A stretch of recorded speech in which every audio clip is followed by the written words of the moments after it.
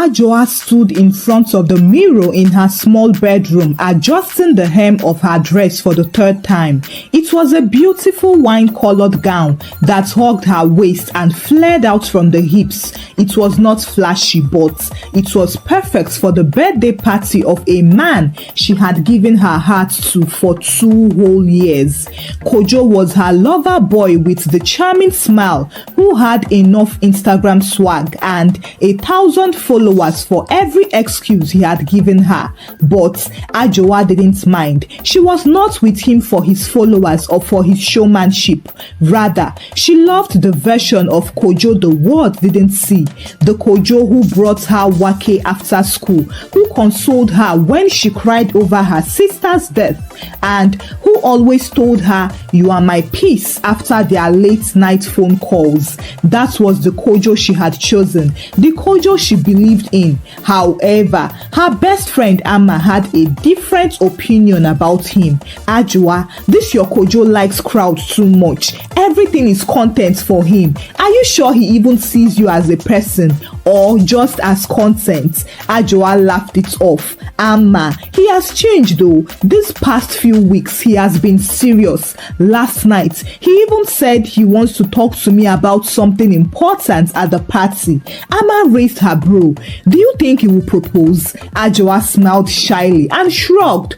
"Who knows? Maybe." She didn't want to say it out loud, but yes, she would jump up to accept the ring. She had even painted her nails baby pink just in case a ring made its way to her finger tonight. The party was holding at a rooftop garden in Osu. Kojo had rented the place. Actually, it was sponsored by some event plug he was collaborating with. There were bright lights, a stage, and a giant LED board that read, "Kojo at 38, still winning." There were also cameras everywhere. Even before guests arrived, a small media crew was already setting up. Kojo didn't just love the limelight, he lived inside it. By 7:45 p.m., the garden was filled with people who were laughing and drinking. Ajoa sat quietly at a side table with Amma, trying not to hope too much, but Kojo kept staring at her, smiling as if he had seen a candy. Then, at exactly 8:30 p.m., the lights dimmed and the MC's voice echoed through the speakers. "Ladies and gentlemen, I present the man of the moment, Kojo Ansah." Everyone clapped and cheered as Kojo walked onto the small stage with swagger in his steps and a wireless mic in his hand. He smiled. "Thank you all for coming, but tonight is not just about me. It is about someone special, a queen in my life, someone who has made my journey beautiful." Ajoa's heart skipped and her hands began to shake. Kojo looked directly at her. "Ajoa Amankwa, please come up here." Amma squeezed her hand. "Hey, it is happening." Ajoa stood shyly and walked slowly towards the stage. The crowd parted for her like the Red Sea.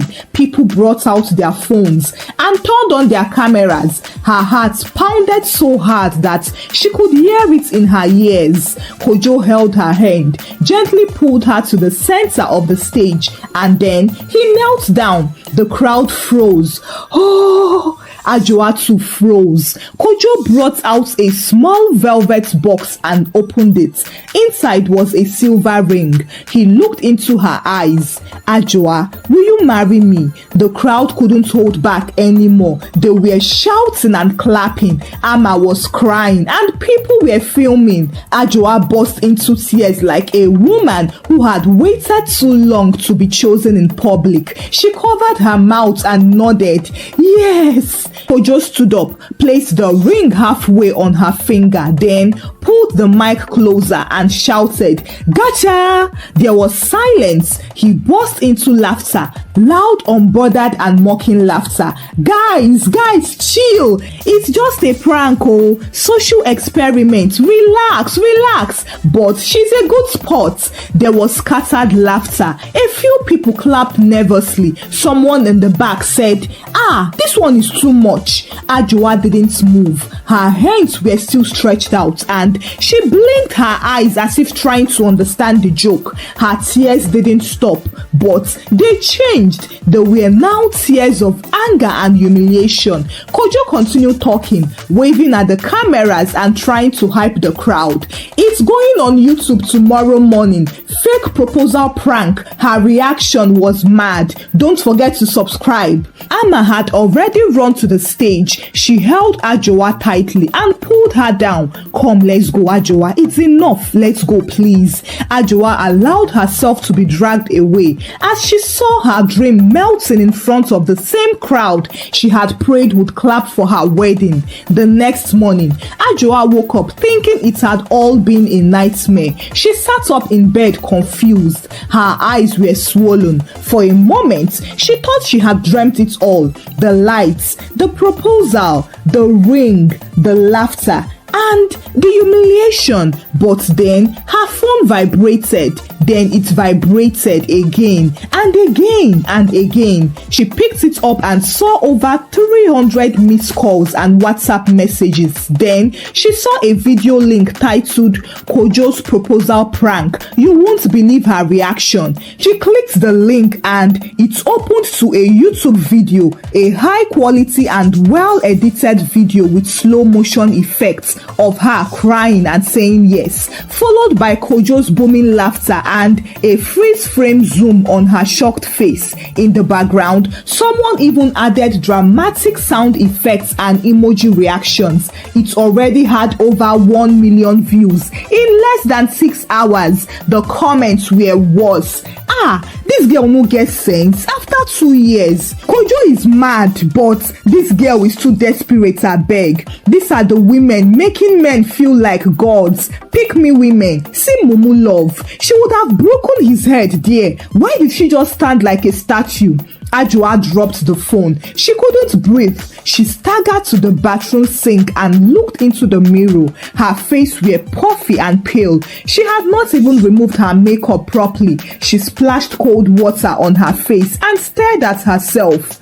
God, why me? Downstairs, her auntie Mama Essie was already shouting, "Hey Ajua, so you are the girl in that video? The whole compound is talking, oh. Someone even called me from Tamale. They said you are trending in shame." Ajua's body went cold. Just then, Amma called her. She did not even greet her. She was already crying on her behalf. Breathe, Ajua, breathe. Don't go online yet. Don't read anything, please. Well, it was already too late. As Ajua stepped outside that morning, she nearly entered the ground. Her neighbors stood in clusters talking about the video. Even the children were discussing about it. The headmistress of the school where she taught English called her to the office. "I think you should take a little time off, Ajua. The parents are already calling and the children are laughing. Just let it blow over." That afternoon, one of her students shared a meme of her face on TikTok with the caption, "When he says marry me, but it's just for YouTube clout." Another student came to class with a plastic ring and pretended to kneel before the class captain. Ajua went home that day and cried until she lost her voice. And to make matters worse, she hadn't even heard from Kojo, the real monster. Instead, that evening, he posted a follow-up video titled Ajua is a Queen, the real truth behind the prank. In it, Kojo sat on a couch acting serious and he said, "I just want people to know Ajua is a beautiful soul. She knew it was a prank. She even helped to plan it. But now, people are twisting the story. Stop abusing her, please." Ajua screamed. She had never agreed to any prank, not even 1%. She had told him months ago that she did not want public attention confession that she had no interest in YouTube or online fame, and she had begged him to protect her privacy. But now he was lying to millions of people. Her phone vibrated again. It was a message from her uncle, a pastor in Cape Coast, who had seen the video. "My daughter, I warned you about men who love cameras more than Christ." Then her cousin's message came next. "Is it true you were in on it? Why are you trending for the wrong reasons?" Her mother, who had returned to the village after suffering a mild stroke last year, called her crying. "Ajoa, what is this thing I am hearing? Why are they laughing at you on Facebook? Is this why you didn't want to marry Kweku the electrician?" Everything was spinning on her, and Kojo, that demon, was still online thanking his fans for the engagement gone wrong content and celebrating his 200,000 YouTube subscribers. Ama came over that night with ice cream. They sat on the floor together, saying nothing for a long time. Then Ajoa said, "Ama, I want to die." Ama dropped her spoon. "Don't say that." Ajoa shook her head. "I gave him everything. I even fasted for this man. I sowed seeds for this relationship. I defended him when people mocked his content. I believed in him." Ama held her hands. "You will not die, Ajoa. We will fight." Ajoa looked at her. "How?"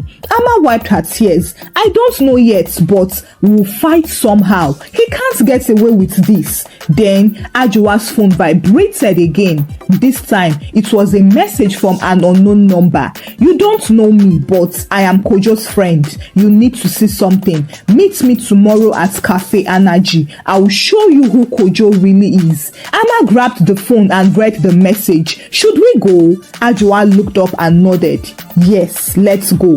Now, Cafe Energy wasn't the kind of place Ajoa would have loved to visit because it was loud, the blaring Afro beats, and the Instagram girls with wigs and lashes all felt like a mockery of her current life. She sat in a corner with a hoodie over her head and sunglasses on her face.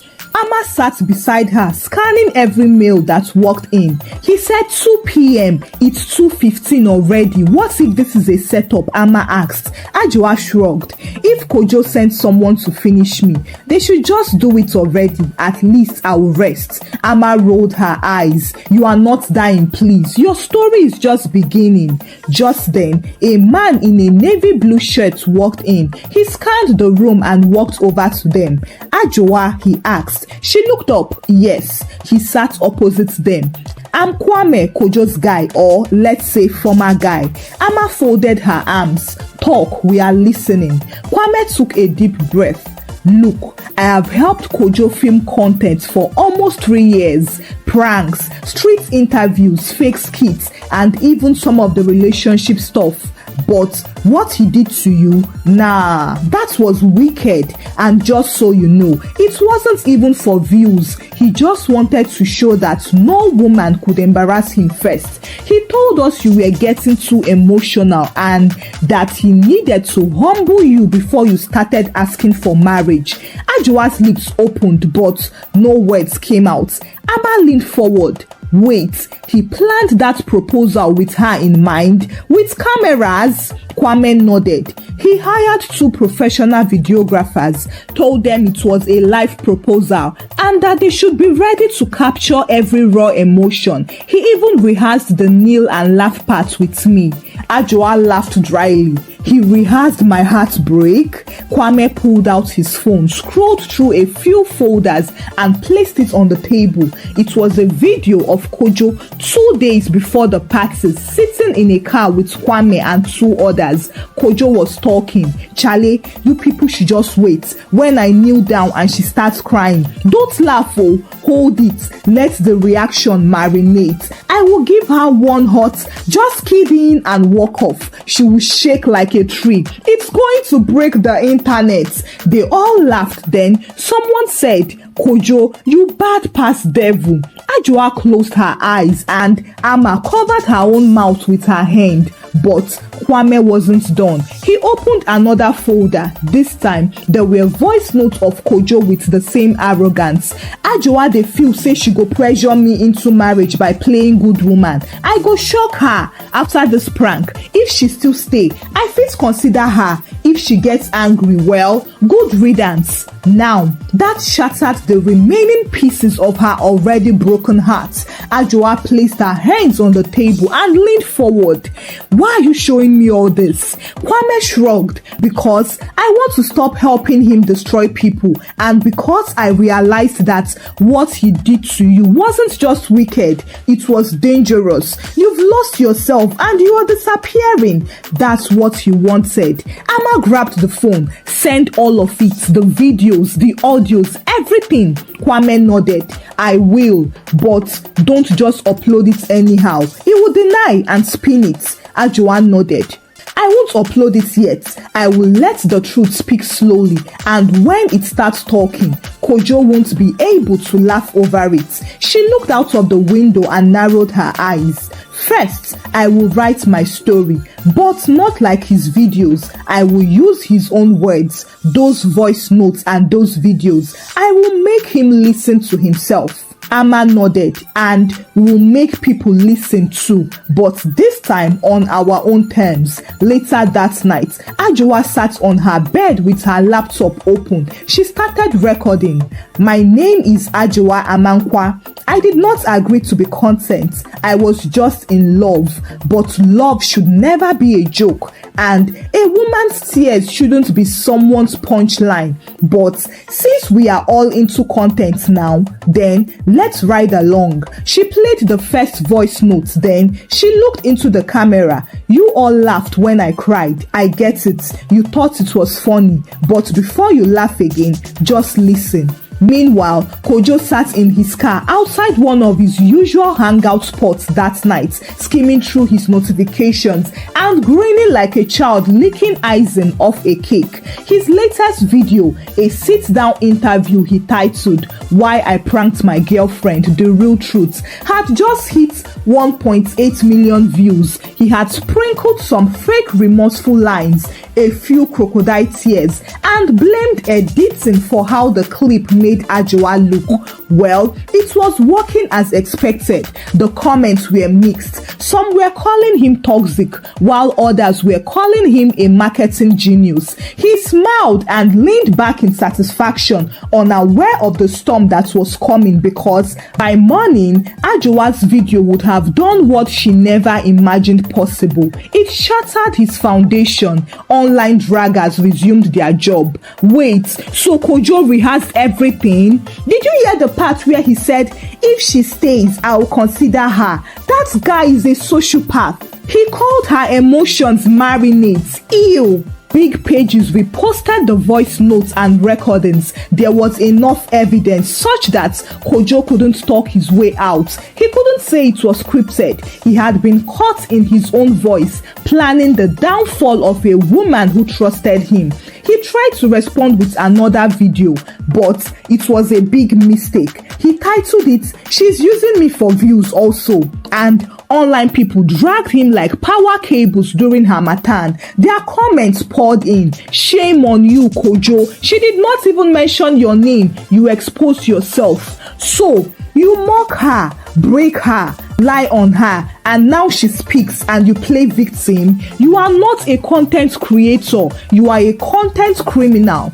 Next, tragedy followed. His sponsor started pulling out. The drinks company that gave him free bottles every weekend tagged him in a tweet. "We do not endorse any creator who uses humiliation for entertainment. To that effect, we've ended our partnership with Kojo Answer, effective immediately." His favorite studio where he shot all his polished YouTube content messaged him privately, "Bro, we love you, but for now, don't bring your shoots here. The management said we should pause. People are threatening to boycott." The shame even followed him offline. He went to buy suya at his favorite joint, but the vendor shook his head and said, "We don't serve comedians that use women's tears as their joke." He entered a barber shop and the barber that pretended not to recognize him. Kojo smiled. "Charlie, you don't know me?"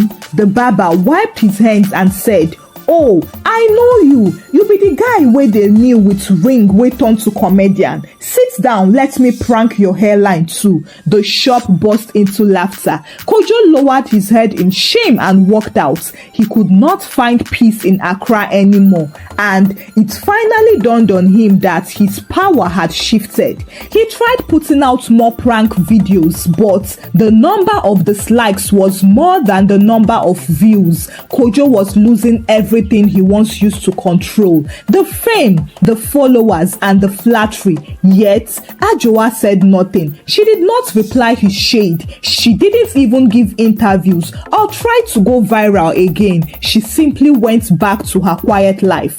1 week later, Kojo posted a reflection video. He was seated in his car again, trying to cry. I feel bad for everything. People make mistakes. I'm sorry to all the women who felt triggered by what I did." As he clicked upload, it did not even take up to 5 minutes before his comment section caught fire. Women roasted him. One of his exes replied under the post with screenshots of her own past voice notes, where he had once threatened to post their bedroom video if she ever tried to embarrass him.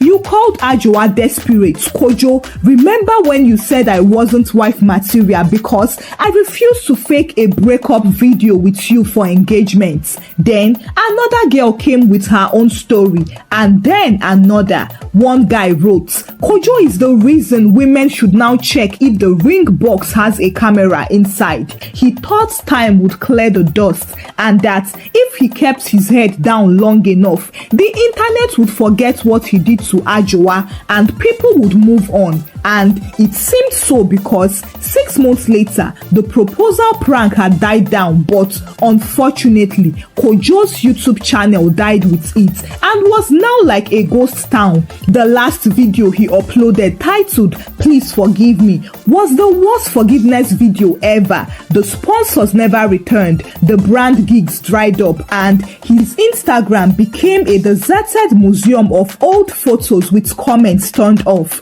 He tried everything from rebranding as a mental health advocate to starting a podcast and joining TikTok with soft voice quotes. But every post was met with one recurring phrase: "We haven't forgotten Ajoa."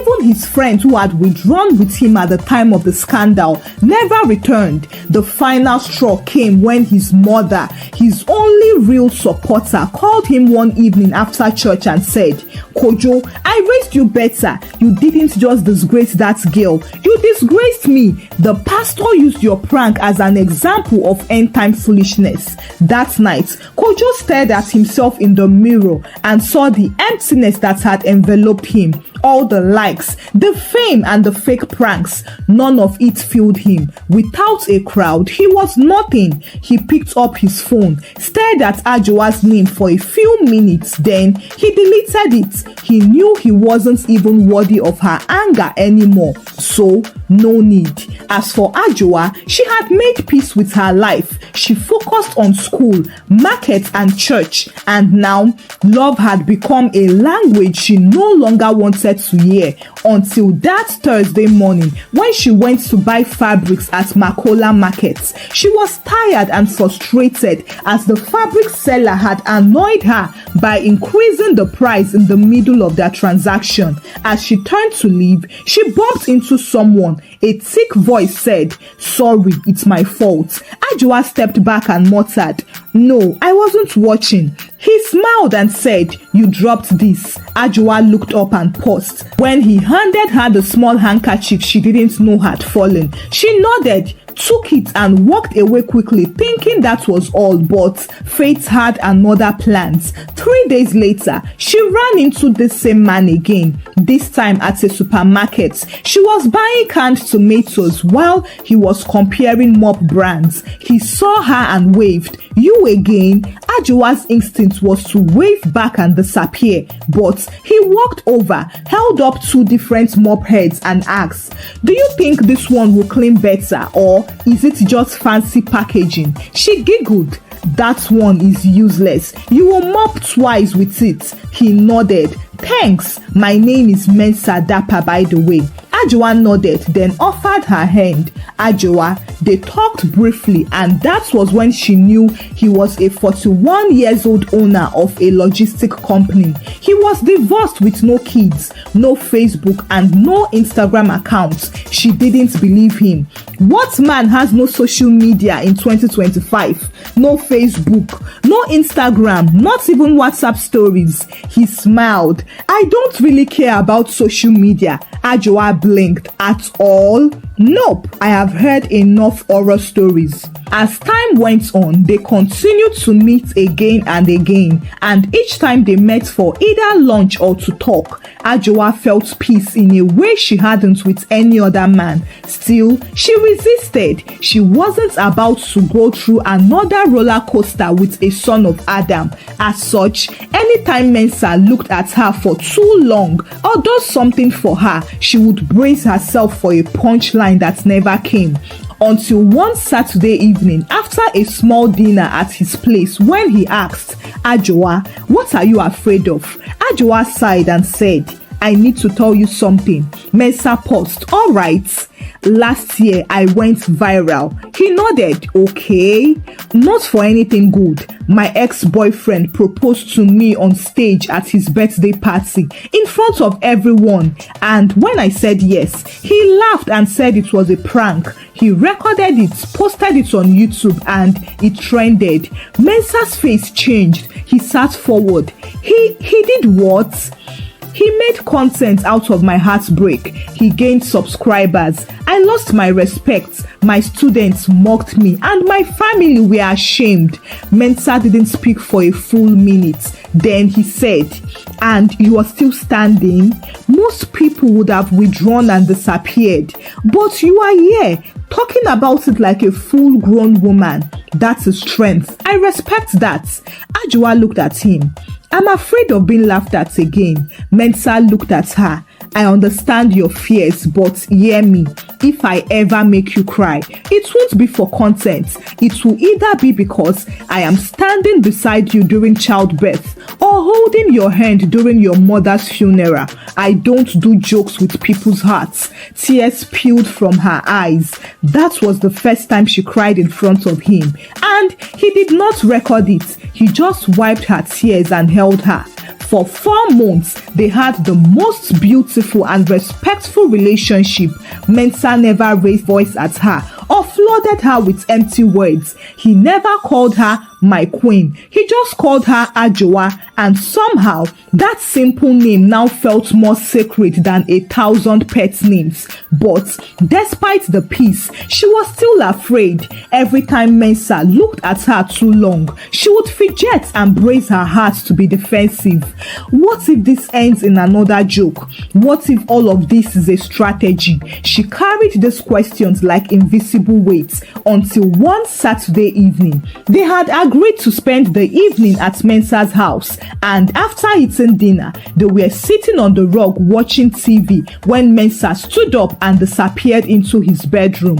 Ajoa thought he was going to bring water or a blanket. Instead, he returned holding a small brown box. Her defensive instinct stood up immediately. She shook her head. Mensa, no. But he came, sat in front of her and placed the box gently between them. I don't want you to panic. Just listen. Ajoa didn't move. Mensa explained, I don't have a plan B and I am not trying to go viral. I don't even care if you say yes now or next year, but I would regret it for the rest of my life if I loved you this much and never asked. He opened the box. Inside was a beautiful ring. He reached forward and took her hand. I want to marry you for life, not for show or for applause. Her heart was beating fast and she looked around the room as if expecting someone to jump out with a camera. Is anyone recording this? She asked. Mensa laughed. No, Ajoa, the only person here is me, and I don't even know how to press record on a phone. Ajoa smiled shyly and nodded. Okay, yes. He slid the ring onto her finger, kissed her forehead and said, Thank you for choosing love again. That night, she lay in his arms on the same sitting room rug, staring at the ceiling fan. She turned her head, admired the ring, and smiled. Mensa asked, "What are you thinking about?" She turned to him and smiled. "How I said yes twice, and it turned out not to be a prank this time around." They both laughed and went on to discuss how many guests they would have at their wedding. Thank you for watching the story. Kindly share your thoughts about the story with me in the comment section. Share the story out with your loved ones and give the story a thumbs up. Subscribe to this channel if you've not done so by now. Until I bring another story your way. Bye!